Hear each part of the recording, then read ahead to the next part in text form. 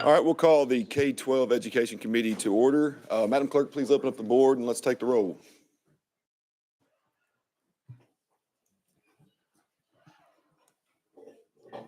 Chairman White.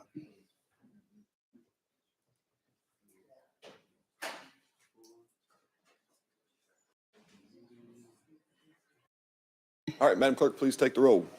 Mr. Chairman, you have 8 members present. You have a quorum. All right, thank you. Members, any personal orders before we begin? All right, seeing none, I'll give you a rundown here of some calendar updates real quick.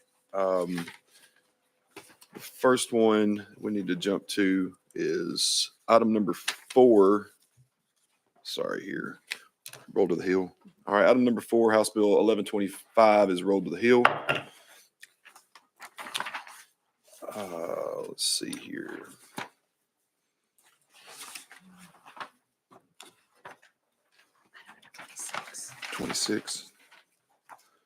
Item number 26, House Bill 87 is also rolled to the hill. And is that the last one? Okay.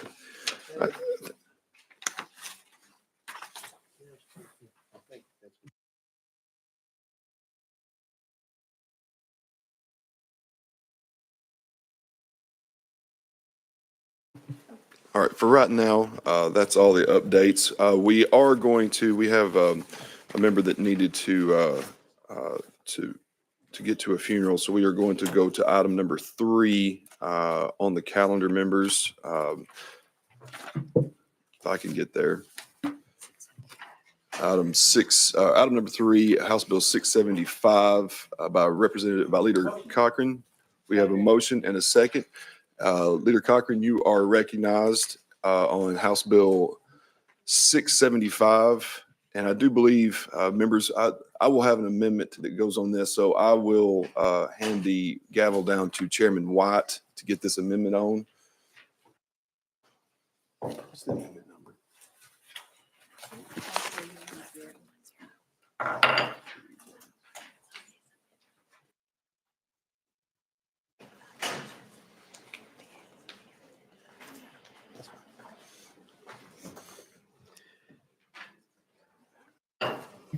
Okay, members, we're on House Bill 675, item number 3. The bill, we have a motion second on the bill. I'm now going to recognize Chairman Haston for the amendment. Thank you, and it's drafting code 5310, if that's what y'all have. And this is a friendly amendment that Leader Cochran and I have been working on, and it simply does 2 things. This amendment reduces the EOC testing and places the high school testing and accountability and focus on the ACT and pre-ACT. And 2, it allows CTE students to substitute CTE courses for Algebra 2, foreign language, and chemistry for graduation purposes. And with that, I'll be glad to answer any questions. Members of that explanation, questions from the committee? Any objection to adding Amendment 5310 on House Bill 675? Hearing none, so without objection, Amendment 5310 is added to the bill for proper discussion. Okay, I forgot one thing. Let's back up a second. We do have to have a yay or nay on this, okay? So all those in favor of adding Amendment 5310 on the House Bill 675, say aye. Aye. Opposed? The ayes have it. It is added to the bill. Chairman Haston. All right, and I will turn it back over to Leader Cochran to be recognized on his bill for further explanation. Thank you, Mr. Chairman. I believe we have maybe one more amendment from me to go on that amends the first portion of the bill. All right, we're going to go out of session just for a moment to go to legal for an explanation on this amendment for right now. Sure. For right now, without objection, we'll be out of session. Katie Robertson. Thank you, Mr. Chair. Katie Robertson, Legal Services. I believe you're talking about Amendment 4923. If that amendment is adopted, then the effective date section would need to be changed in order to align with the amendment that was just adopted. So we would need a verbal amendment to 4923. To change the effective date. Yes, the numbering in the effective date section.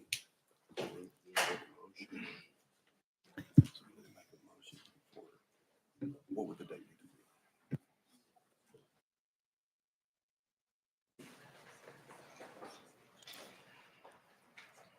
be? All right, members, we will go back into session after that explanation. We are back into session. And the posture we're in right now is we have a technical change that needs to be made on an effective date for this amendment to be adopted. So legal is looking up the exact date there. Without objection, if the committee is okay with adopting that verbal technical change. All right, we need to adopt 4923, that amendment. Is that right? So go ahead and explain that amendment if you would. Properly motion, you recognize on that amendment. Thank you, Mr. Chairman. Very briefly, that amendment just takes the evaluation portion out of this bill. Chairman Sapicki is carrying a separate bill that's studying the evaluation process in Tennessee, so we're going to rely on that one to come back with better suggestions on how we can do that process more effectively. So I'll take that portion out of my bill. All right, members, you've heard the explanation of this amendment. Without objection, we will go ahead and vote to adopt this amendment and then deal with the technical correction amendment opportunity after that. So members, without objection, we'll be voting. What was the drafting code on that again? On 4923, all those in favor of adopting this amendment, please indicate by saying aye. Aye. All those opposed, no. The ayes have it. All right, we are back on the bill as amended, and the technical amendment that we need to possibly, we are still, it was a late catch by legal, which could save us. So give us a second to find out the exact date that we need to look at here. Matter of fact, we'll take a 2-minute recess. Sure.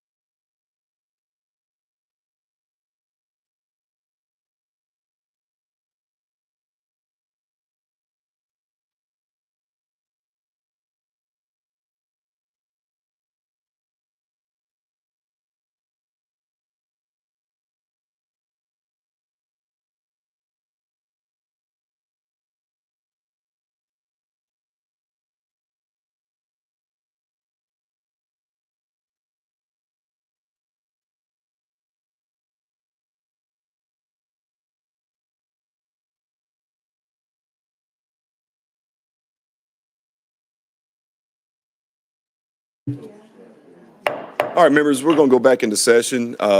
Legal has decided that, and I think wisely, that the best course of action is for us to just make sure that we have this correct and have a updated amendment in full. So we're going to proceed as the bill is amended and get it. It'll be something that we can easily get corrected in the full committee. Representative Cochran, you are recognized to explain your bill. Thank you, Mr. Chairman. And yeah, I'll give a brief explanation, and obviously you and I worked very closely on writing this one, and so if there's anything that you feel that we need to add, since your amendment makes the bill as well, feel free to do so. But essentially, this is an attempt to put more time back in the classroom, back into teaching. not taking an emphasis away from testing, but perhaps just using our time more efficiently. Again, the big focus on high school end of course exams. Again, not reducing accountability. We just want to make sure that we are holding teachers accountable to the correct test. And so essentially replacing the EOC with either something like the ACT suite of tests or the SAT suite of tests, and still having an accountability measure around those.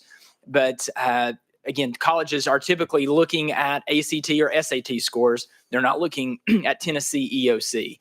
And so we want to ensure that we have testing, that we have accountability, that we have data, but we want to make sure that it's the correct testing, accountability, and data. And that's essentially what this bill does. Thank you for that, Leader Cochran. And yeah, I'll just add, you and I have worked on this for quite a while. Since 2018, our ACT scores have gone from 20.2 composite in the state of Tennessee to this past year to 18.8. And so it's just and I'll read this. This is from a director that this got texted to me, and this is not a director in my district, but I think that this director summed it up well. This bill would benefit our students and schools, with ACT being a major focus for every graduate and the need for a 21 plus as a baseline. Being split between EOCs and ACT can cause issues. EOC teachers want to focus on the ACT and trying to make connections with the ACT and the prep that needed can be tough. And many times a tug of war takes place between the ACT and the EOC. And data's good, accountability is good. But a focus, I believe, on a test that directly connects our students to post-secondary opportunities and scholarships is the best approach. And I think that focus is lacking right now, frankly, in our state. And I think that we can give it there with this bill. So I appreciate the work that you've done on it. Any questions for our sponsor? Representative McKenzie? Thank you, Mr. Chair. And, I everything that I've heard, I agree with in terms of us needing to prepare our students who are going to post-secondary, prepare for post-secondary. But as we all know, that's not the case. And my concern is, we had this big push in the past, and so we got rid of all of our vocation programs in high school and created these other programs, so everything was about college, which I personally like, but that's not where every student is. And my concern is some of these end of course evaluations may be, testing their preparedness for a skill, not necessarily a TCAT skill, but a skill that they're going to go into afterwards. And ACT really is about college preparedness, not necessarily course, chemistry, the whole chemistry course, but about what your, certain aspects of it, because you only got, so long for it. So could you help me understand how this is going to make, I'll say, the average high school graduate here in the state better prepared for their career that may or may not be college? Sure. Leader Cochran, you're recognized. Thank you, Chairman. Yes, Representative McKenzie. So with ACT and SAT, they also have CTE-based testing, and so ACT work keys, for instance. And so if you were on that CTE path, there would be testing opportunities and an ability to test those skills as well. Also, a portion of the bill looking at finding alternatives to Algebra 2. So currently we have an issue in high school where our CTE students are having to take Algebra 2, and it's a course that's really not preparing them for post-secondary opportunities in CTE. And so that's another focus of this bill, that we're trying to find an alternative for that. And Chairman, I will yield to you on that as well. Yeah, and I think, Representative McKenzie, the part of the bill that you'll probably like the most in regards to your question, it probably doesn't have to do as much with the testing, but the CTE course substitution part of the bill. And so basically the part of the bill that has where Algebra 2 and a foreign language and Chemistry 2 can be replaced, and doesn't have to be. It's the flexibility of the student and the LEA to be able to flex them into a CTE course. It's already been approved by the Department of Education. And I'm going to list a few of those courses that could be substituted for those three that I think speaks to your point about getting them prepared for what they are doing. And this is on the list of the state board approved courses. And this is only probably about 25% of what I'm getting ready to list of what's available. Agricultural fabrication, farm and agribusiness management, agri-science, biostem, engineering design, food science and safety, natural resource management, plant and soil science, STEM 1 foundations, principles of engineering, agricultural business, veterinary science technology, retail operations. So these are the types of courses that could be replaced and still a student with a CTE pathway could graduate. But right now they wouldn't be able to replace those three courses with those. And so I think that speaks to that focus of being able to give them some options and making sure those students aren't forgotten. Thank you. Leader Cochran. And I was also, and I think that's an excellent explanation. I was just going to emphasize one point that the chairman made is that this bill is introducing some flexibility. So it's not this one size fits all where everybody's taking the same test or taking the same classes. I think this is giving the flexibility necessary to both students, teachers, and local LEAs to better equip individual students rather than a cookie cutter approach. Representative Akeem. Thank you, Mr. Chairman. Sir, the evaluation piece, if I understood correctly, that's going to be looked at or dealt with in another bill. Is that correct? Leader Cochran. That's correct. Okay. All right. The testing, we're basically saying less testing and more flexibility for teachers to teach. I'm asking a question. That would be the general idea, Representative. Yes, sir. Okay. And okay. At the moment, I think that's what I wanted to ask. Okay. Thank you. Thank you. Thank you. Members, any other questions? Seeing none, I think we are set to vote on House Bill 675. Madam Clerk, would you please open up the board for voting? Members, all those in favor, please say, press your button for, man, I'm still out of rhythm on all of this. Man, hit the green button for yes, red button for no, blue button if you just want to be present and not voting. All right. All right. Madam Clerk, please take the vote. Mr. Chairman, you have 8 ayes, 0 noes. All right. With 8 ayes, the bill passes on to full education. All right. That brings us back to item number 1 on our calendar, House Bill 759 by Speaker Marsh. All right. Properly motion. Speaker Marsh, you are recognized on House Bill 759. Thank you, Mr. Chairman and members. Currently, there are certain areas where you can use a merit pay structure per the State Board of Education strategic compensation policy. This bill allows any future state funding to be used in a merit pay structure at the discretion of the local school board. It removes the parameters that currently exist. This bill simply moves those parameters to the discretion of the local school board rather than the parameters set by the state. This bill will allow for school boards to incentivize educators to meet and exceed expectations and school boards to reward educators for their extraordinary work. With that, I'll answer any questions. All right. Thank you for that. Members, any questions for our sponsor? Seeing none, I think we are set to vote on House Bill 759. Madam Clerk, please open up the board. Members, cast your vote. Does anybody want to change their vote? All right. Madam Clerk, please take the vote. Mr. Chairman, you have 8 ayes, 0 noes. All right. With 8 ayes, the bill passes on to full education. Thank you. Brings us to item number 2, House Bill 1307. All right. We have a motion and a second. And Chair Lady Moody, you are recognized on House Bill 1307. Thank you, Mr. Chairman and committee. And I believe you do have an amendment. Is that correct? Yes, sir. Properly motion. What's the drafting code on that amendment? 004234. All right. And members, this amendment does make the bill. So without objection, we will go ahead and vote to adopt Amendment 4234. All those in favor, please say aye. All opposed say no. The ayes have it. We are back on your bill as amended. You are recognized, Chair Lady Moody. Thank you so much. And members, I have a few talking points, and as you may have other questions that could better be answered, I do have Jack Powers with the department here ready to, if you want to call him up. Well, we have Robin Kopp down that is down to request to speak. If you do want to go out of session and let her come up from the department, if that's okay. Okay. Or, all right, both of you. Okay. I'm getting verbal signals from the department. So without objection, members, we will go out of session and invite the department up for their testimony. All right. Thank We you. are out of session. Department, come on up.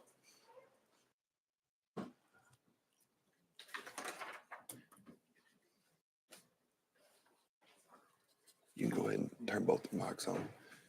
Just go ahead and introduce yourselves and who you represent for the record, and then you're welcome to make any statements about this bill.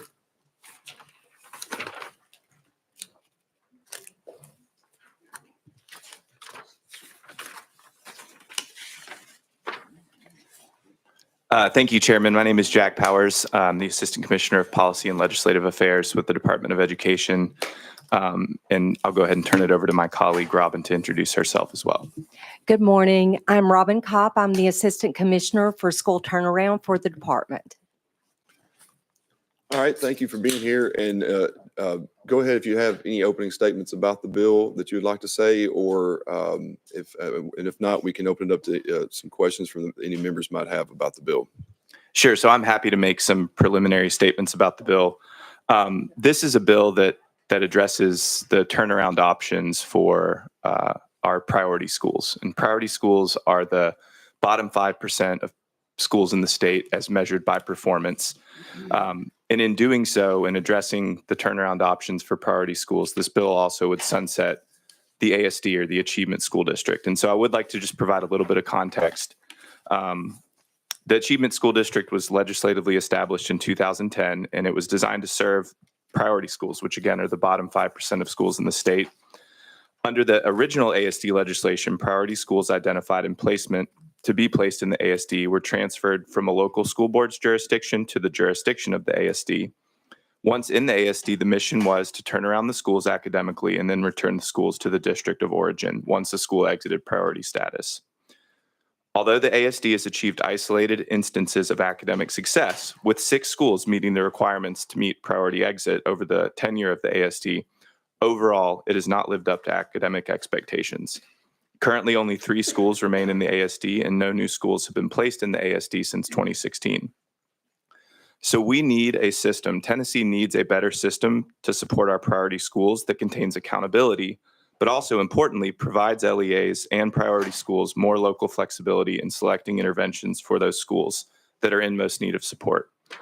Such a system is required by federal law, but more importantly, it's something that's necessary to ensure that all of our students in Tennessee have access to a quality education. And so that's what this legislation does. It replaces the current statute on interventions for priority schools with a new 3-tiered intervention system for all priority schools. And so in doing that, the ASD is sunset, while we are also expanding the list of intervention options available for all priority schools. So what we're creating is a progressive 3-tiered intervention under which the Department of Education would place schools into different tiers. And within each tier, the LEA would be able to choose the intervention option that would be available for each school. So tier 1 looks a lot like what is currently in statute, where an LEA could choose their own evidence-based intervention or contract with an independent school turnaround expert. Tier 2, an LEA could choose to implement an intervention program run by a school turnaround expert. They could choose to convert to a charter school, transfer operation of the school to a public institution of higher education, or voluntary reconstitution. Tier 3, if both of those tiers have been exhausted, is ultimately mandated reconstitution with planning and oversight by the state or school closure. A couple of important things to note about this new progressive plan.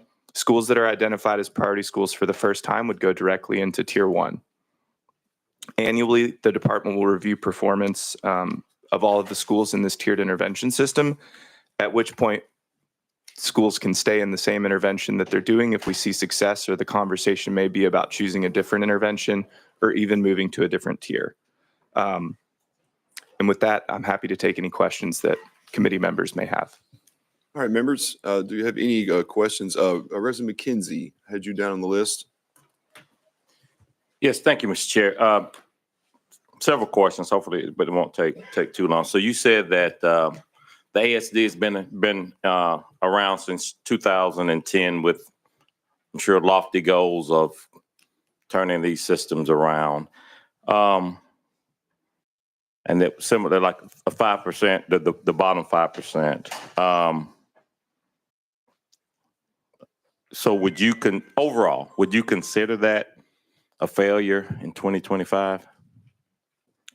I wouldn't say it was a failure. I think that's a really strong word. Again, 6 schools did meet priority exit status. This is really hard work, and that's why I brought Robin with me, because she's the DOE staff member who engages in it every day. So I do want to give her a chance to comment just on how hard the work is. But I mean, Representative, I'll tell you just from personal experience as a teacher in a school in Mississippi that was the equivalent to a priority school. Everyone in the school buildings that we're talking about here is working as hard as they can every day. I know all of our staff at the department who are in charge of the ASD work were working as hard as they could. I think it's too simple to say whether it was a success or failure. I'm happy that 6 schools met priority exit. That means good outcomes for those students. But when you look at the original goal of the ASD to take all of those schools and turn them from the bottom 5% and release them from priority status, I mean, the fact is we did not accomplish that goal. Okay. Representative McKenzie. Yeah. So and I'll lead you into a question, and that's sounds like you're not the superintendent. They used to have superintendents of the ASDs, and you're here in Nashville, I guess, operating them, which are primarily in Memphis, Shelby County area, but you're operating here from Nashville. How many superintendents in the 15 years has the ASD had, and what makes this current model successful? We can get you that information. We'll get back with you on that. Thank you for the question. I think one of the things that makes this model more powerful than the ASD is actually what we know works is the community involvement. The thing that we've seen with the pilot program, the school turnaround pilot program, and why that has been so successful is the partnership between the department, the LEA, and the turnaround vendor. And the more that the community, that the local LEA can be involved, the better chance of success.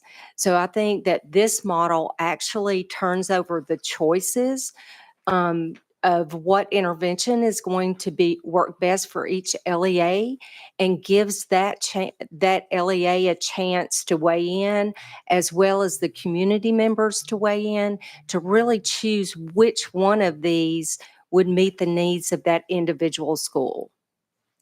Representative McKenzie. Thank you, Chair. The final question for now, and that's, I see scattered throughout here is this independent school turnaround expert, and I just heard you say vendor. So could you describe what that looks like and maybe name a couple of vendors that are out there that would possibly will seek their information if this bill passed? So I'm happy to answer that question for you, Representative. There's 2 different tiers in which we have that term. The first place is in Tier 1. And in Tier 1, what we really wanted to do is make sure that we had an option for both priority schools in our urban and suburban areas, but also priority schools in our rural areas. And we are starting to see priority schools pop up in some of the rural parts of the state. And so when we say independent school turnaround expert in Tier 1, what we were thinking about is actually not vendors, but situations where retired state superintendents or retired principals that have had demonstrated success working in priority schools could contract just locally with the district to advise them. Getting into your question about what groups engage in this work statewide or across the country, we do have a current school turnaround pilot program that's functioning right now in the state. And that was actually created by legislation that this body passed. Speaker Hale sponsored that legislation in the Senate. And that legislation created a turnaround pilot program and told the department to contract with vendors, or rather the school districts to contract with vendors that engage in school turnaround. So I know Cogni is one group that does that work. But that's the kind of pilot program that we wanted to refer to in that second tier when we said turnaround turnaround program. I'm sure there are other groups that do it, but that's the one I can name. Chairman Watt. Thank you, Chairman Hastings. No, I just wanted to point out as we're talking, there's a lot of talk about, the ASD. It's been 10 years. I want to take us back. The reason we created the ASD 10 years ago, anytime you have a school, a public school that for decades has not been performing and there's no intervention, and there's nothing that will ever change because there's no intervention. The ASD was an honest attempt to take the bottom 5% of priority schools, the bottom 5%, and see if we can move the needle. It's been a very tough needle to move. We now have 10 years. There have been successes and a lot of failures, but the ASD was an honest attempt to intervene where there was no intervention. As we know, a public school, traditional public, can go on for decades with no intervention. And so that's what the ASD was. Now we're at this point, and we're going to move on. But the ASD was a good, honest attempt to intervene. Thank you, Mr. Chairman. All right, Representative Akeem. Thank you, Mr. Chairman. If I understood correctly, we have 6 schools that were in this lower 5, but they were able to work their way out of it. After they work their way out of the bottom 5, what do we do to assist them in maintaining that level of success? Or do we have a history of working with them to maintain that level of success? That's a great question. Most of those schools that exited either went back to Shelby County or to the Tennessee Public Charter School Commission. One actually went back to MMPS, and those schools are supported by the Department of School Turnaround through the direct intervention through the LEA. So with Shelby County, up until this year, it has been the iZone structure. With the Tennessee Public Charter School Commission, we work directly with them, and MMPS has the Schools of Innovation. So they actually have a local intervention as well, and those schools are supported by those LEA interventions as well as the department. Representative Akeem. Thank you, Mr. Chairman. The success rate of those who have come out and have gone back into, we'll say, the system, do they have the support now that I heard what you said about, I think, 3 different entities who are working with them. Do they have the support they had while they were working their way out of the intervention? While they were working their way out of the ASD? Yes. I think the support they have is different because their needs are different. So each of these priority schools, the turnaround work is complex, and every single school has different needs.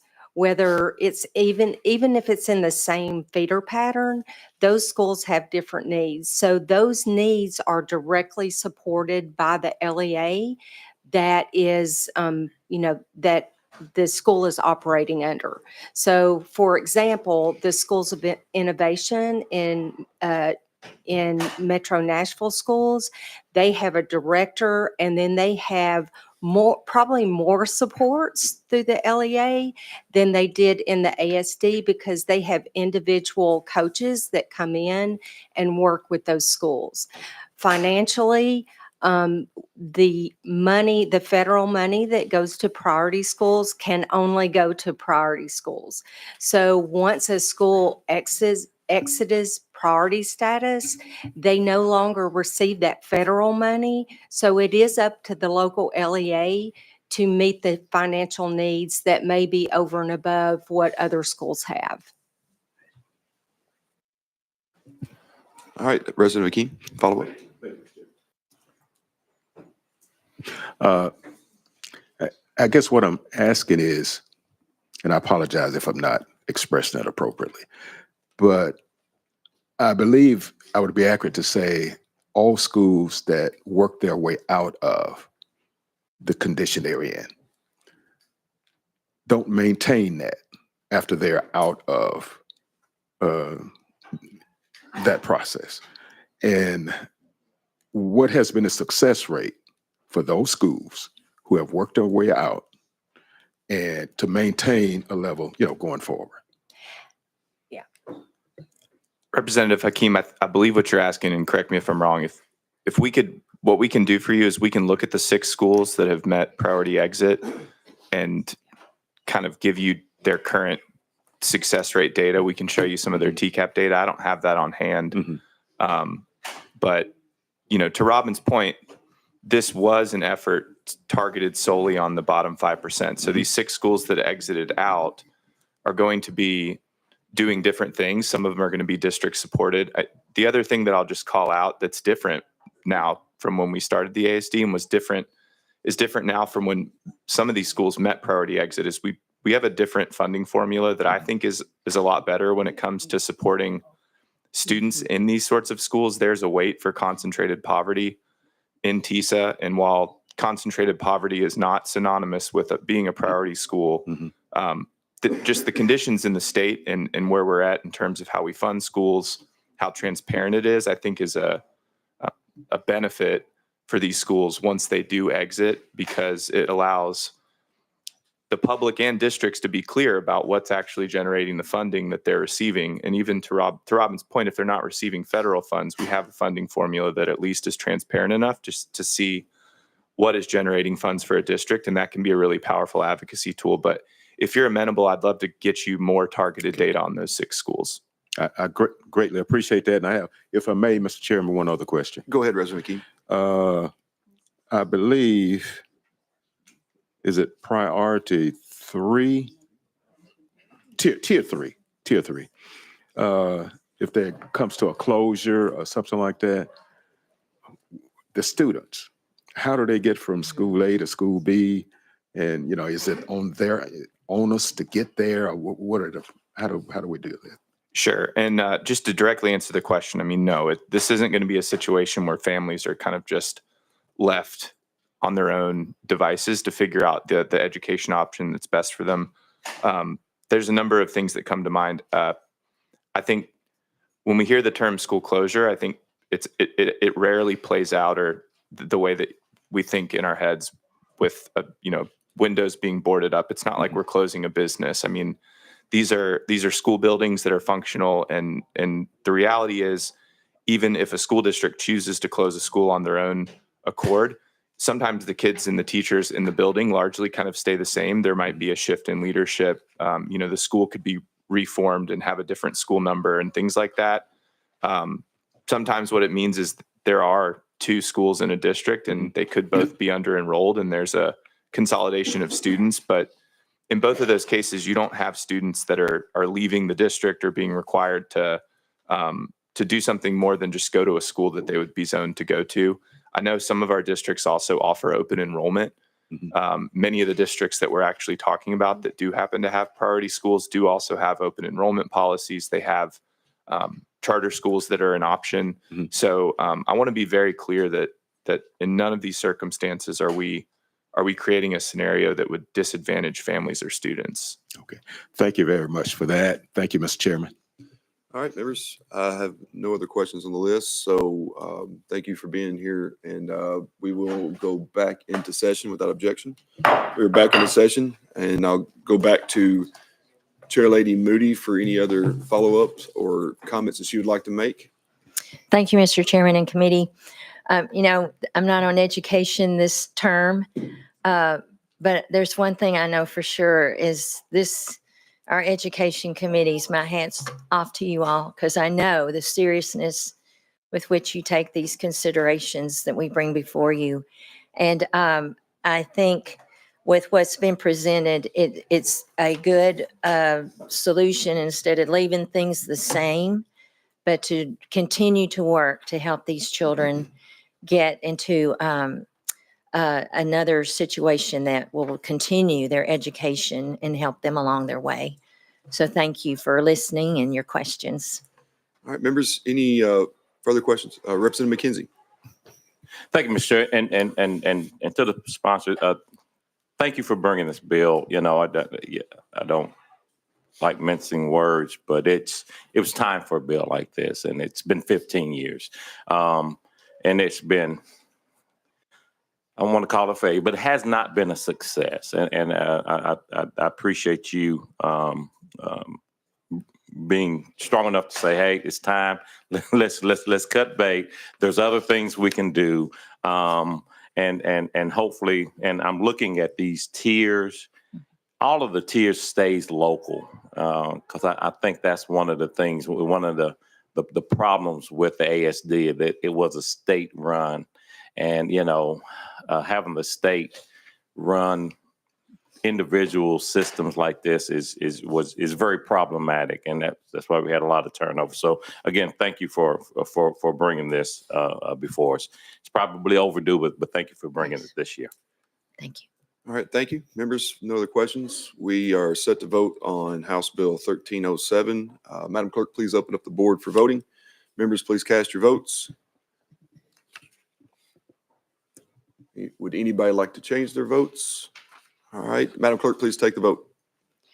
Mr. Chairman, you have 8 ayes, 0 noes. All right, with 8 ayes, the bill passes on to full education. All right.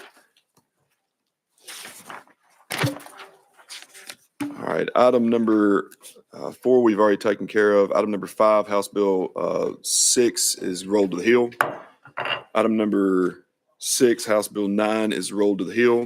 And that brings us to item number 7, which is House Bill 1135 by Chairman Boyd. Properly motioned. Chairman Boyd, you are recognized on House Bill 1135. And do you have an amendment? Thank you, Mr. Chairman. I do have an amendment. Chairman, I'm showing drafting code 5682.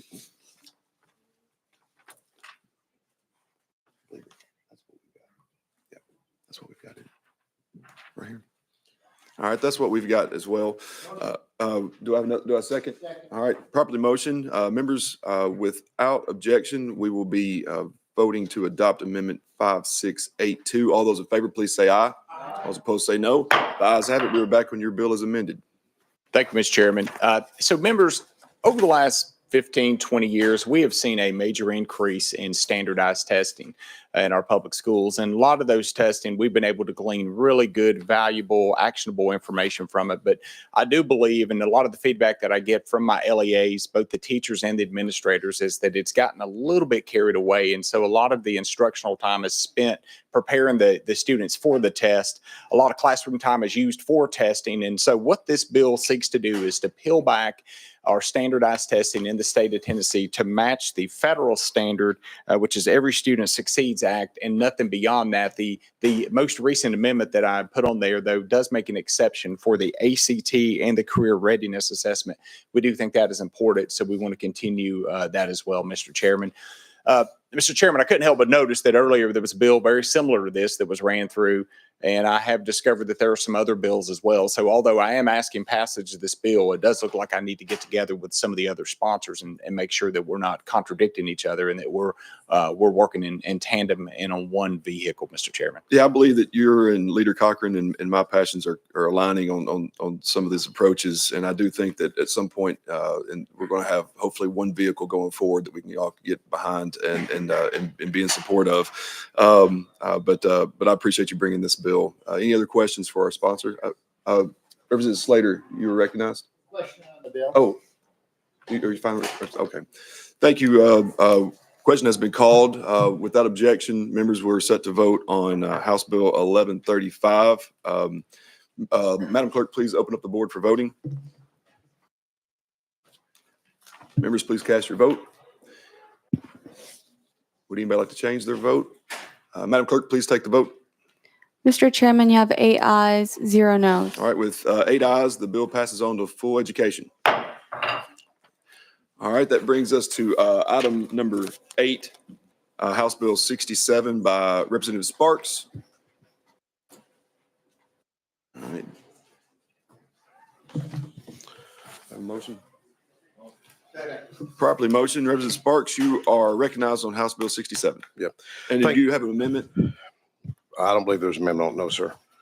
Hold on one second. Let me look. The amendment that makes it a TASER, there is an amendment that Yes, makes sir. it a TASER That study. one is, yes, All sir. right, we had 4237 on that amendment. Is that the amendment that you wanted to run that made it a TASER study? Yes, sir. 4237. Yes, Okay. sir. Yes, Do I have a motion on the amendment, members? Properly motioned. Members, it does rewrite the bill, so without objection, we will be voting to adopt Amendment 4237. All those in favor, please say aye. All those opposed say no. The ayes have it. We are back on your bill as amended. Representative Sparks, you are recognized. Thank you, sir. Thank you, Chairman, Committee. Chairman, our county, Rutherford County, is the fastest growing county in the state. There's 31 representatives that represent fast growing counties. And the system that we're currently on, in my opinion, is totally unsustainable. Williamson County, Rutherford County, Knox County, Wilson County, Montgomery County, Sumner County, Davidson County, Blount County, Hamilton County, Sevier County, and Murray County have experienced unusual growth, fast growth, and it's really impacting our school system. Our last high school, or the next high school, is projected to be 185 million. And I bet you in 6 months, they're going to tell me it's 200 million. It was 95 million 4 and 5 years ago. Maybe COVID impacted it, not sure. But what I'm seeing in my community alarms me, and it should alarm you as well, because most of y'all represent fast growing counties. So what this piece of legislation is asking for is a simple TASER study. And I'm always reminded of Proverbs. There's wisdom in the multitude of counselors.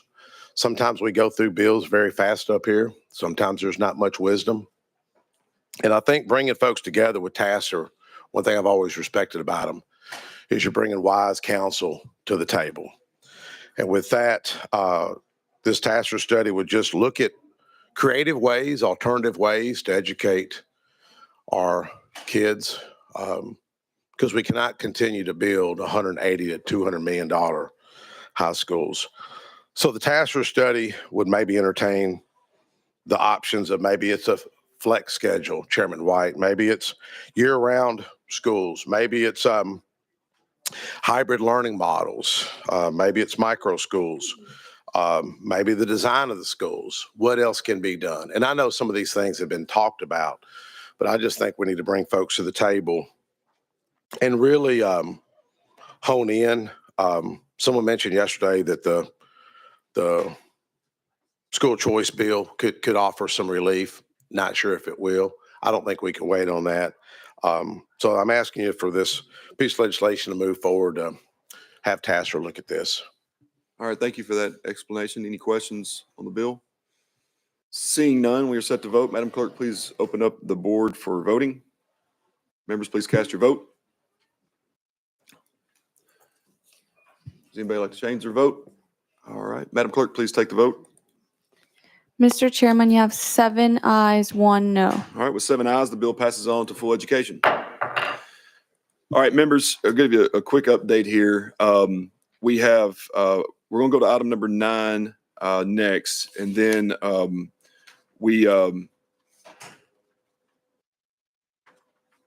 maybe we can get to 10, but we do have 2 other bills that are coming up that we have people that have traveled to be to give testimony on.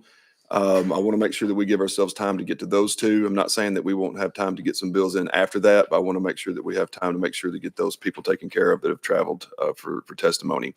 So item number 9, House Bill 348. All right.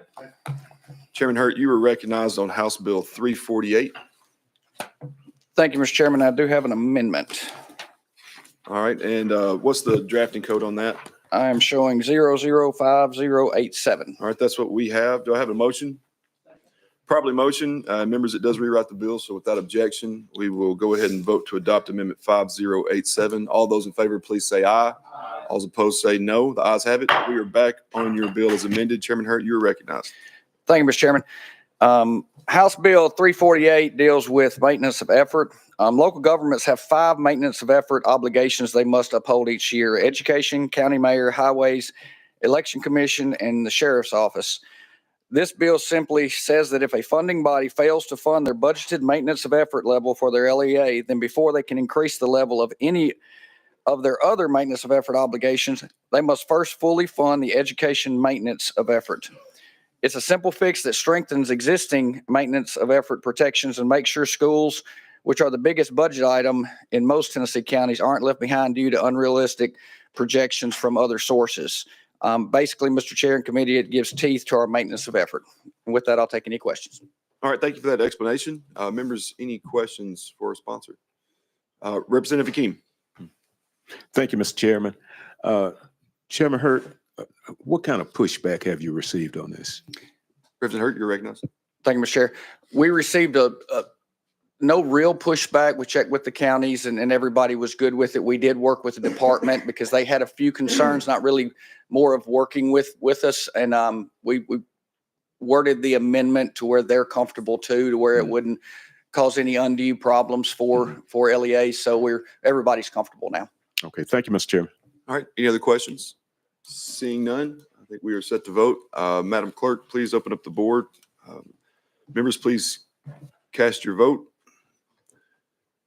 Anybody like to change their vote? All right, Madam Clerk, please take the vote. Mr. Chairman, you have 8 ayes and 0 noes. All right, with 8 ayes, it passes on. House Bill 348 passes on to full education. All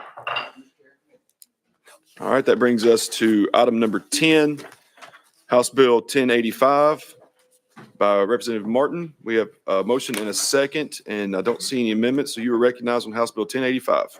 Thank you, Mr. Chairman and committee. This legislation would prohibit an LEA or a public charter school from removing any material from a library solely because it is religious. This bill seeks to affirm Tennessee's commitment to the First Amendment of the Constitution of the United States. And with that, I'd be happy to take any questions. All right, thank you, members. Thank you, Representative Martin. Members, any questions for the sponsor? Representative Hakeem. Thank you, Mr. Chairman. Excuse me, I'm trying to. Oh, People are talking to me here. I'm sorry, Yeah, Chairman. let's make sure that we keep the committee room quiet, please. Go ahead, Representative Hakeem, you're recognized. just clarity is it's not inferring what you're saying should be in and what shouldn't be in. But, when we say religion, are we only talking about Christianity, our faith, the Islamic faith, the Jewish faith, and so forth? Are they allowed to have books of knowledge or religion in our libraries also? Representative Martin? Yes, this bill would protect any school LEA from removing a book because of its religious nature.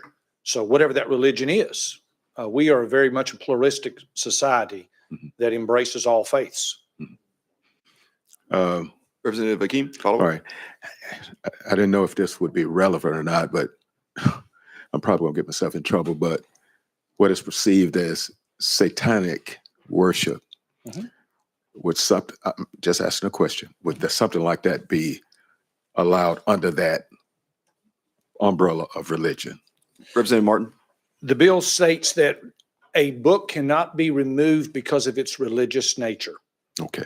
All right. It may not be a religion that I agree with or you agree with. It may not even be a religious that the vast majority of people. But in this country, you have the right to be wrong with your religious beliefs. Yeah. And those religious beliefs have been protected by our First Amendment, and this is what this bill is seeking to do. Thank you, Mr. Chairman, and thank you, Representative. Representative McKenzie? Thank you. And, I definitely appreciate you bringing this bill. It's not complete, as you would know, because I agree wholeheartedly with you. We have the First Amendment. It goes further than religious, but I think this is a start. And I just think that we need to protect our freedoms. I just wish this bill went a little further. I'm definitely support your bill, but I just wish it went further because it does put us into these pigeonholes, and that we're not really exercising our First Amendment freedom when we limit it to certain things. So, but thank you for the bill. All right, members, any other questions for our sponsor? Seeing none, I think that we are set to vote on House Bill 1085. Madam Clerk, please open up the board for voting. Members, please cast your vote.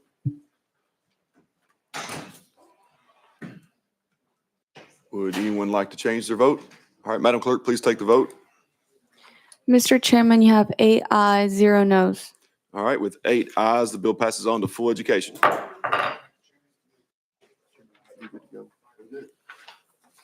All right, members, we are going to move ahead in the calendar to item number 30. We do have a guest that's come to testify on this, so we are going to pull it up out of order. So we will be going to House Bill 662 by Chairman White.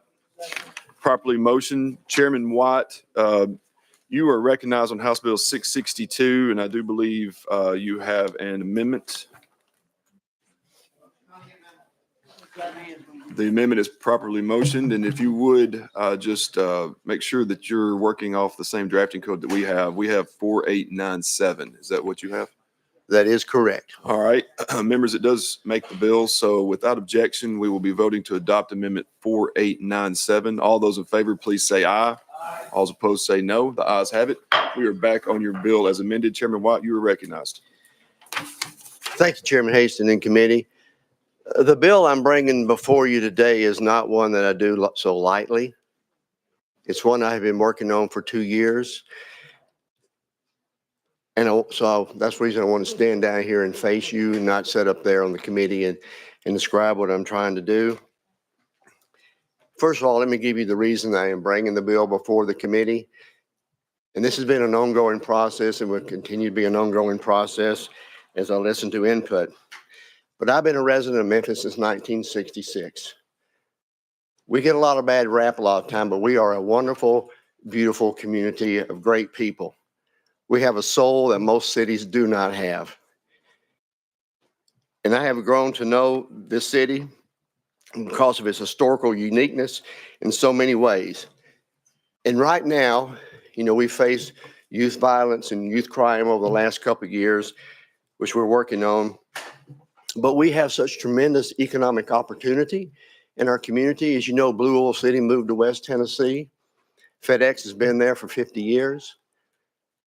We have XAI, which has come to our city, artificial intelligence, and they are committed and already started investing $60 billion in our community, which is bringing tech companies in to our community. But we got to address a decades-old issue in our community, and that is our local school system is not performing to the current opportunities that are demanding it. This legislation is not about any individual one school board. It's not about any one school director. And it's especially not about our hardworking teachers, which give it all every day. There is a decades-old issue of underperformance. So let me explain what I'm trying to accomplish. Tennessee taxpayers in this state fund $6.8 billion to our K-12 system. We have doubled that in the last 5 to 10 years. $6.8 billion. The system that I represent, Memphis Shelby County Schools, amongst other Shelby County schools, receives $900 million annually for our needs. Now that's 1 out of every $7 statewide. In the total budget is $1.8 billion, which is county taxpayers and other monies. So of the 147 districts, one district gets $900 million. The other 147 districts divide the other $6. So we get 1 out of every $7 of state money. The other 146 divide the other $6. And I'm grateful that we get the money that we do get, but we have to perform better than we're performing. for the sake and the future of our city. One reason we get more heavier funds is, the TISA formula that we adopted a few years back weighs heavily on the economically disadvantaged students. So you get more money for economically disadvantaged. Memphis, and I got this from a former superintendent, this is not something I made up. Memphis has approximately 120 to 130,000 adults that do not have a high school diploma. That's why I've worked so hard over the years to create the Excel Center, which is where adults can go back and get their high school diploma. When you don't have a high school diploma, your annual income is usually between $10,000 and $15,000 a year. The former superintendent told me that of the 100,000 approximate students in our school system, 40% of those students come from those families. So therefore, we have a high number of economically disadvantaged.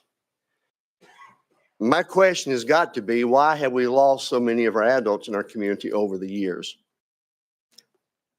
and through dropouts? I have to say, we need to look at the underperformance of our K-12 system. This will not improve until our K-12 system does undergo drastic changes. And here's some of the data. Currently, 1 in 5 students in our district are proficient in math, or 17%. 1 in 5, less than 1 in 5. 1 in 4 are proficient in reading, 23%. We have over $1 billion in deferred maintenance of our facilities. And on and on and on I could go. Our students deserve better than what we're giving them. The state deserves better. And so what I'm working on is a system of intervention, or the data will only get worse. If we continue to have a high dropout rate because of, let's take the 100,000 students, if you've got 1 out of 4 reading proficiently, that means out of 8,000 graduates a year, only 2,000 are performing well enough to move on to higher education or the workforce without some type of intervention. That means you're losing 6,000 every year. So what do? We've had discussions about it. This is, and I've been accused that this is a state takeover. It is not. I am a representative of the city of Memphis. I am locally elected by the citizens of Memphis and Shelby County. And they have asked me to push forward on such legislation. Now, the way I like to work is I like to work with everybody to find solutions, but what we're doing is not working. So what I'm proposing right now is that we are creating, based upon a model in Texas, we are creating a 9-member board of managers that have full authority to right-size the district. The 9-member board of managers will all be Shelby County residents. They will not be state outside of Shelby County, but they will be experts in their field of facilities, curriculum, contracts, budget finance, K-12, all of the above things that you need to run a school system. The board of managers, under the current legislation as written, will remain in place 4 years under the authority of the Department of Education, the commissioner. Currently, the elected board members will remain in place. Their role will be to work with the board of managers in an advisory capacity. And I hope that they would do that so that we can move our district. They have experience, and we don't want to lose that. And then we will require a comprehensive needs plan we put in place within the first 90 days that the board of managers is in place. I bring this not lightly, but I believe it is time that we have to have some type of intervention, because doing what we're doing is not changing. And I'm going back 30 years. Like I said, I've lived in Memphis for 59 years. I'm going back 30 years. We are not moving the needle, and we need some type of tool that says we're going to move forward. And with that, Mr. Chairman and committee, that's the basic gist of the foundation of the bill so far. And I'd appreciate your support as we continue to move forward to find answers for our community. Thank you, Chairman Watt, for that explanation. And members, we will open it up for some questions for Chairman Watt here in a second. But if it's okay with the committee, we did have someone that was down to testify. So without objection, we will go out of session and invite Mr. Ronald Red Wing up if he is here. So we will go out of session.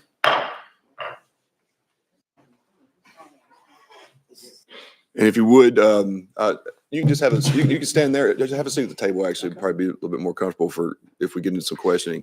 And just for the record, state your name and who you represent, and then you'll have 2 minutes for a statement, and then we will open it up for any questions for you.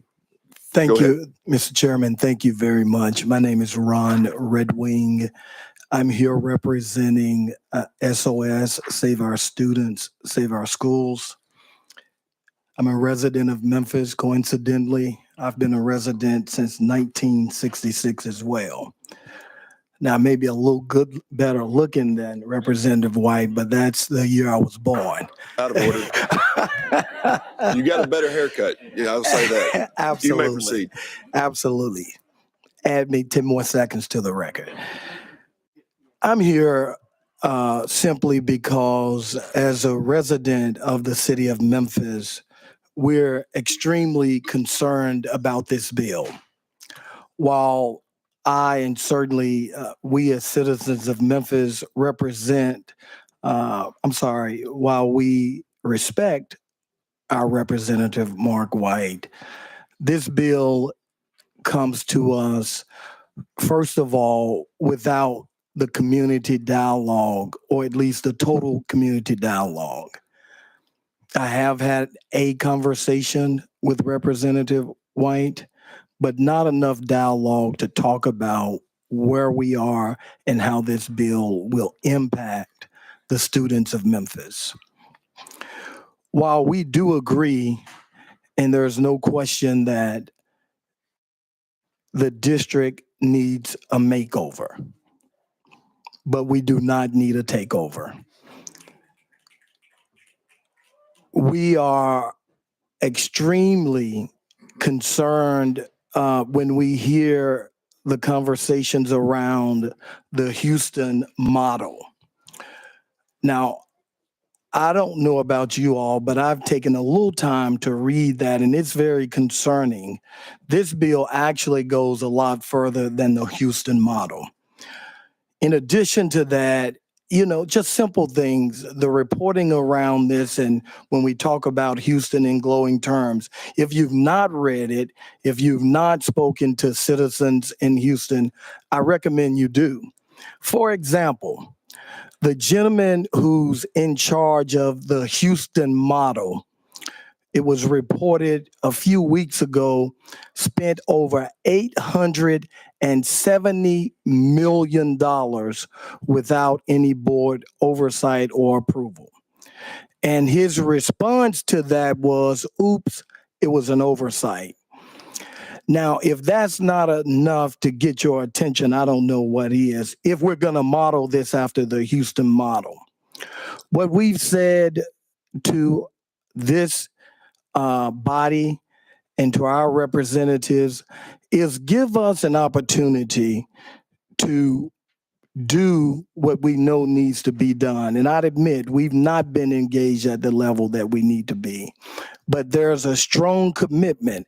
And I would say, Representative White, we applaud you for raising the concerns that you have and putting them on the table, but give us at the local level the opportunity, as we've described to you in writing, to bring the accountability and provide the level of governance that this school board needs to address many of the issues you've outlined. We agree that we need About that. 20 seconds. Okay. So with that, I look forward to questions or further comments or any questions you all have. But we vehemently oppose this bill. And I'd say to you, be careful what you ask for, or be careful of the doors you open, because it's Memphis and Shelby County today, but it's Crockett County, Fayette County, and every other county tomorrow. So be careful of what you open this door for. Thank you. Thank you, Mr. Chairman. All right, thank you. I did say that we'd open it up for questioning. Members, any questions for our guest? Representative McKenzie? Thank you, Mr. Chair, and thank you for your comments and your, traveling 200 plus miles to come here. I know that means, you all care a lot about K through 12 education. Just direct question. What does you said makeover, not a takeover, like that statement. What would a makeover of Memphis Shelby County schools look like briefly? Okay, sure. Thank you. Thank you so much for that question. I think a makeover looks like in the bill, there's an advisory committee that, well, in this bill, it's called a management committee. And we think that's absolutely asinine to think that, some handpicked individuals are going to come and replace the locally elected board. But in that bill, there are managers. What we've advised and suggested as a replacement of that, or as you all would say here, a friendly amendment to that, is that we select those individuals who may be experts in facilities. Certainly, there are a number of experts in education, and all of the reference managers, we have them locally who are ready and prepared to step up and to serve in those same roles from an advisory committee and not to replace the elected board. So, and we're prepared to present this advisory committee that would work hand in hand with the locally elected board, with the district, and really address many of the questions that have been raised. But with teeth, this board would be appointed by the Shelby County Commission, and they would have oversight over that board, and they would work in collaboration, not only with the local funding body, but also with state representatives as well. Thank you. Thank you for the question. Representative Bolson? Thank you, Mr. Chairman, and thank you, Mr. Red Wing, for being here. There appears to be no dispute that the Memphis Shelby County school system is failing its students. And according to Chairman White, has been doing that for decades. I need to finish my question, Sure, Mr. Red no Wing. problem. But obviously, before you can fix a problem, you must first understand the cause of the problem. And so my question, Mr. Red Wing, is based on your experience as a Memphis resident and your experience with the school system, can you tell us the cause or causes as to why the Memphis Shelby County school system has performed so poorly over the last several decades? Well, it would go back beyond several decades. I'd suggest to you that it would go back in history as it relates to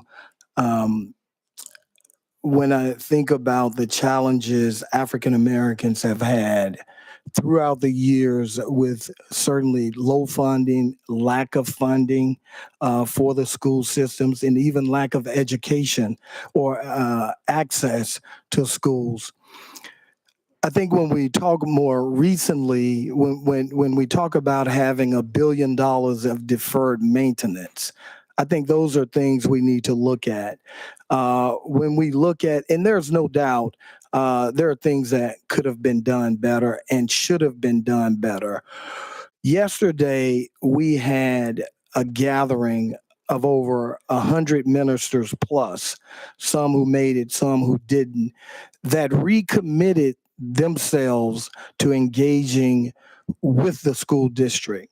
We've had an equal number of business leaders, community leaders who recognize that there are some deficits and who have committed themselves. And it's the reason I'm here today. I'm no educator. I'm no activist.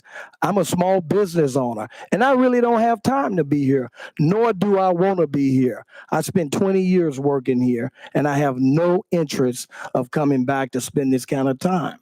But what I do recognize as a concerned citizen in Memphis, that a change need to be made, but we need to recognize and address the changes that need to be made from a local level. We do not need the state of Tennessee and its representatives telling us who's going to come down and solve our problems. We need to address them. No doubt, Representative Boso, that we have issues, but we need to address those on the local level. And what I'm here today to commit to you all is that we can and will address those issues and hold this board accountable. The last thing I'll say, and I want to say this on the record, if they're not responding to the will of this community, these parents and children of Shelby County schools,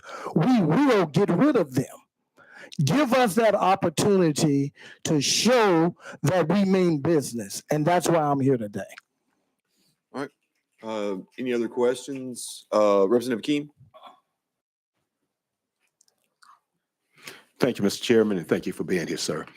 I'm not asking you if you agree with my question, but look at it from the perspective of what I'm asking. I see this as an opportunity to privatize the education of our children. And, you know, we're talking about a management committee or whatever, but it moves it out of the hands, from my perspective, of the local community. And, you know, I question if that's where it should be. And I didn't know if elements of it smacks of privatization to you, or would you prefer it be in the hands of privatization concept? I think you know the answer to that question. Absolutely not. And I would have other words if we weren't sitting in such an esteemed facility. You know, I'm concerned with the overtures of what this is about. When I hear comments that Memphis and Shelby County has a budget that's upwards or close to $2 billion. And early on, and it has continued, most of the conversations I've heard or have been a part of engaging in have been about the facilities and the money and the contracts and how we need people to manage those other than the local body. That's concerning to me, because at the end of the day, this is about the education of young people. And I've not seen enough emphasis on that. It's all about the money, and that's concerning. Thank you, Mr. Chairman. All right, members, I don't have any other questions down. So without objection, we will go, Representative Bolson? Once we're back in session. Oh, okay. Without objection, we are back in session. Thank you for coming. Thank you. And we are back in session. Chairman White, you were recognized first of all for any follow-up comments, and then we did have a few down for questions for you. Yeah, thank you, Chairman Hayes and committee, and I appreciate your time, and I appreciate Mr. Red Wing's comments. I still want to emphasize a couple things. There is an amendment that's I've already drafted. As far as it affecting anyone else, as I've told everybody, if you want to work on this as a state representative to do it in your district, if you think it's needed for 2 years, be my guest. I have it drafted down where and I would just read these to you. This section is known as the Tennessee's Public Accountability Act. And it says the Commissioner of Education may take one or more of the accountability measures. In this section, number one, if 30% or more of the schools managed and controlled by LEAs and the local board of education have a D or an F letter grade, and, not or, but and 25%, I'm striking item number 2, or item number 3, 25% or more of the students enrolled in the LEA are chronically absent. And number 4 there, the third item, and local legislative body of the county, our county commission, which the LEA is located, approves by majority vote a resolution expressing the local legislative body has no confidence in the local board of education. Our county commission took a vote 11-0 and did a vote of no confidence. So unless your county commission has done that for your district, it will not apply to you. We've written it very tightly on that. It is not a state takeover. Once again, it is made up of 9 Shelby County people who are experts in education that can lead us forward. And as I stated, it has been stated by everyone is that we know that we need a makeover. Well, you don't get a makeover by doing the same thing you've been doing for decades. So if you want to have change, you've got to have someone who's going to lead that change. I do not know where this bill will end up, but if you don't take the initiative to create change and keep doing the same old thing, because, and as far as money, as far as the money aspect that was mentioned, I'm saying that because we are spending money, but the results are not there in our young people. I want the 100,000 students that attend our Memphis Shelby County schools, which is the geographic boundaries of the city of Memphis. I want them to be able to attain a great education, and they're not getting it. Only 1 out of 4, 1 out of 5 are. So you got to have change start somewhere. And I wanted to start here so that we can begin to address the problems that face our community, because we have a fantastic community. If you have never been to Memphis, most of you have. It is a wonderful community, and I'm going to fight for it. I'm going to fight for the young people in the education system to see if we can't change things to have better results in the coming years. So thank you, Mr. Chairman. All right, members, just to give you a little bit of a summary of where we're at right now. All right, we have a hard out at 10:30. I have 3 members that are down for questions. I'm going to go to them, but for right now, just make sure that you get your one important question in. And if we do have time, we can come back, but we got to make sure we have some members that got to get to other committees at 10:30. And I want to make sure that we give them a chance to vote on this. So Representative McKenzie, you are recognized. Thank you, Mr. Chair. This is tough because I understand we're under time constraints, but this is a major bill. I'm struggling with one question. I try to get it down to 3. Well, we might be able to come back to okay, thank you. So as we pointed out earlier, you can mince words, but the ASD system, the state takeover did not work. Horrible failure. Moderate failure. 6 out of a whole lot came out. A whole lot did not. A whole lot of imploded. We as a state do a horrible job at measuring. That's why we have local education authorities. I have to be direct on it. We just do. We don't do a good job at micromanaging. That's not what the state does. And so we talking billions, they talking millions. So it's just a different conversation. But I think more importantly, we are a republic form of government. You guys beat us up when we call ourselves a democracy, and you always stand up. No, we're a republic form of government. That means we elect people to represent our interests. This bill erases that. It lets an appointed board, I don't care where they're from, the people that are appointing them are right here in this building or the one next door. The local school board will have no say anymore. As a result, that's not the way America works. We elect our school board members, and Shelby County made a horrible conversation and decision during that process, but we can't override them. That's what this does. This totally overrides people going out and casting their votes for their representative. And that's my fundamental issue with this. I spent 8 years on county commission. County commissions and school boards have a natural rub because commissions like to meddle in school board business and school boards say, stay away from us, just give us the check. I'm from Knox County, you're from Shelby County, the only two home rule charter form of governments. If y'all want to fix this within Shelby County. But again, bringing the state here. So my one question is, why would we bring this when we failed at ASD? Why would we create an unelected group of people to destroy the republic form of government in Memphis, Shelby County?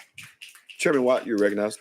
Once again, this is putting Shelby Countyans. Now, I live in Shelby County, as I mentioned, in Memphis. I live in the city of Memphis. If you had received the response that I have gotten to please, please, please do something, we're not asking the state to intervene. As far as the ASD, as I mentioned earlier, was an honest attempt to address something that was never addressed for decades.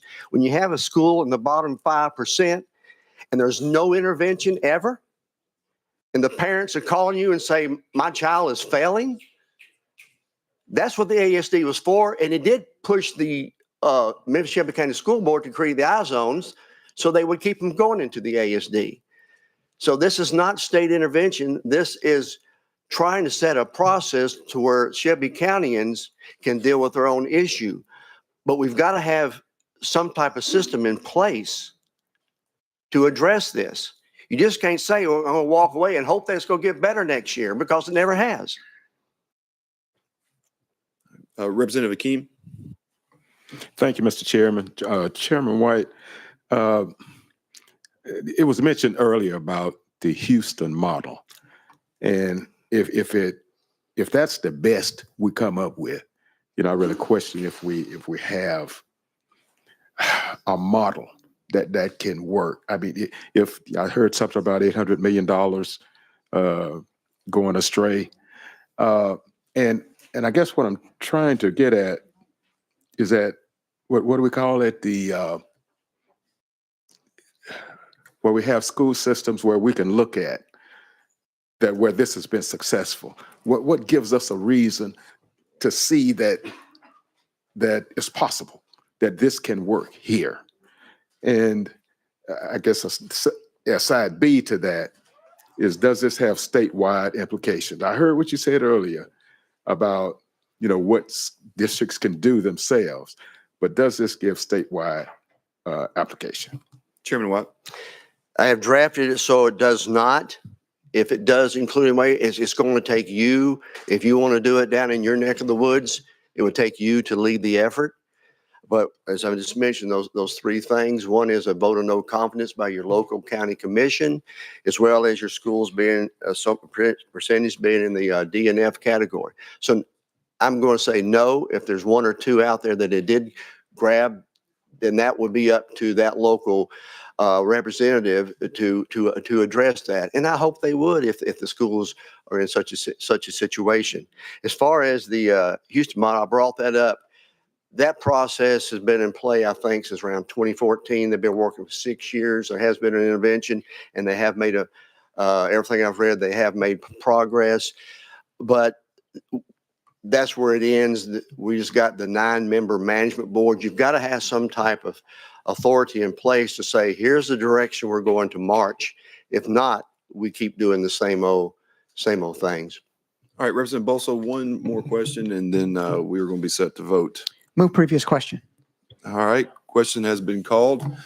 Objections are on the board, or we have 2 objections, so we will be voting. I think it's 2 objections. We can do a voice vote. All right. For upholding the objection, let me make sure I'm saying this right. All right, we are voting on previous question. All those in favor, please say aye. Aye. All those opposed say no. No. The ayes have it. Previous question prevails. Madam Clerk, we will be voting on House Bill 662. Please open up the board for voting.